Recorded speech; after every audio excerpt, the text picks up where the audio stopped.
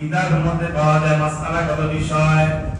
2 রাকাত আসরের, 4 রাকাত সুন্নতের মধ্যে 4 রাকাতে সূরা মিলাইতে হবে। 4 রাকাতে অন্যান্য গুলো আমরা 4 রাকাতে সূরা মিলাবো, এখানেও মিলাবো। তবে ভিন্নতা কি? বলে ভিন্নতা হলো তাশাহুদের সুজুদে যখন আমরা পড়ব তখন প্রথম যে কোরআন উলা, প্রথম যে বৈঠক সেটার মধ্যে আমরা শুধু তাশাহুদ করি, শুধু তাশাহুদ করি। কিন্তু আসরের এই সুন্নতে জায়েদার ক্ষেত্রে পুরা করব। সুন্নতে জায়েদার ক্ষেত্রে মুফতি সাহেব এখানে আছে, কি পুরা করব। বলে কোনটা মাসালায় আছে পুরা করলেও আদায় হবে, কম করলেও আদায় হবে। তবে ওই বেশি হাদিয়ার নেই, আমরা বেশিটাই করব। বেশি হাদিয়ার আমরা বেশিটাই করব। তো আল্লাহ আমাদের অনেক মাশাআল্লাহ দেখেছি অনেক মানুষ আসরের এই জায়গাটা সুন্নত করেছে।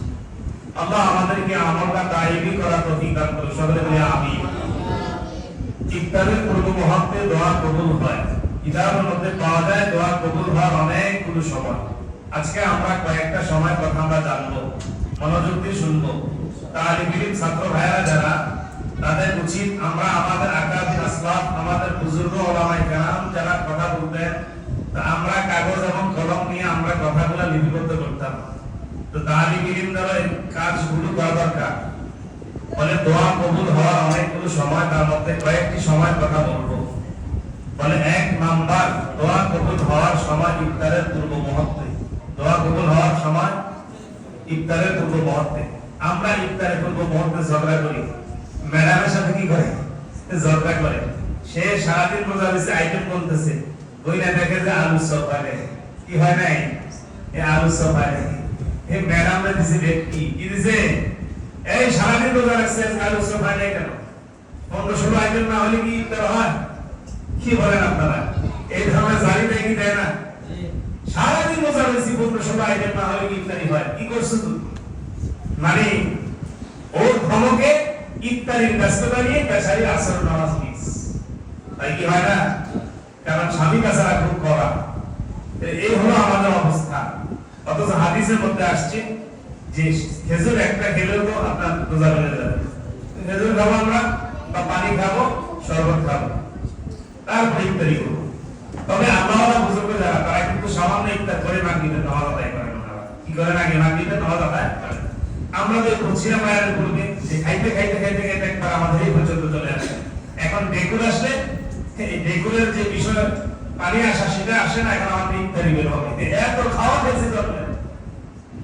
তো যাই হোক, এখন কাল হয়ে এখন মাগরিবের নামাজ মিস।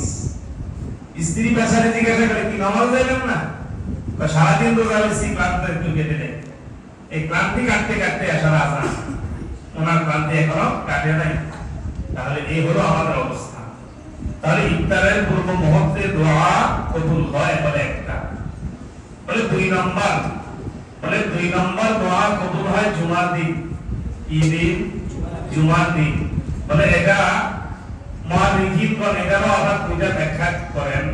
বলে একটা হলো জুমার দিন খুতবা, প্রথম খুতবা পড়ার পর ইমাম একটু বসেন। একটু বসেন না? বসেন। যিনি জানেন তিনি তো আমল করবেন অবশ্যই, যিনি না জানেন তিনি দাঁড়ায় যাবেন। এখানে তাসবিহ পড়বে, 3 তাসবিহ পড়বে, পরিমাণ বসা, 3 তাসবিহ পরিমাণ বসা প্রথম খুতবা পড়ার পর। তারপরে দ্বিতীয় খুতবা পড়বে। বলে এই প্রথম খুতবা পড়ার পর দ্বিতীয় খুতবার আগে মাঝামাঝি অংশে দোয়া কবুল হয়। এটা হলো একটা। বলে জুমার দিন আর কোন সময় দোয়া কবুল হয়? বলে জুমার দিন আর দোয়া কবুল হয় আসরের পর বেলা ডুবার আগে। বেলা ডুবার আগে, আসরের পর।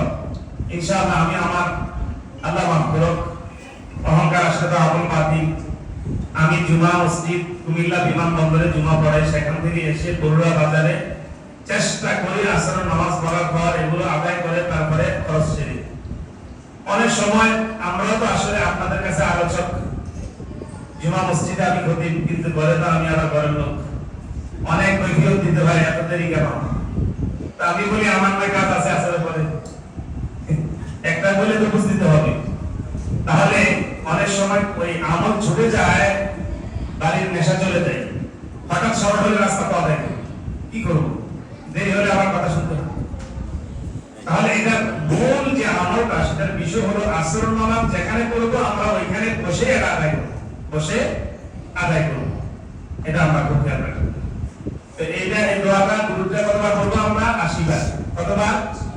আল্লাহুম্মা সাল্লি আলা মুহাম্মাদিন নাবিয়্যিল উম্মি ওয়া আলিহি ওয়া আসহাবিহি ওয়া সাল্লিম তাসলিমা। সবাই আপনারা কি বোমা রাখি নাকি কথা না বলা রোজা রাখছেন?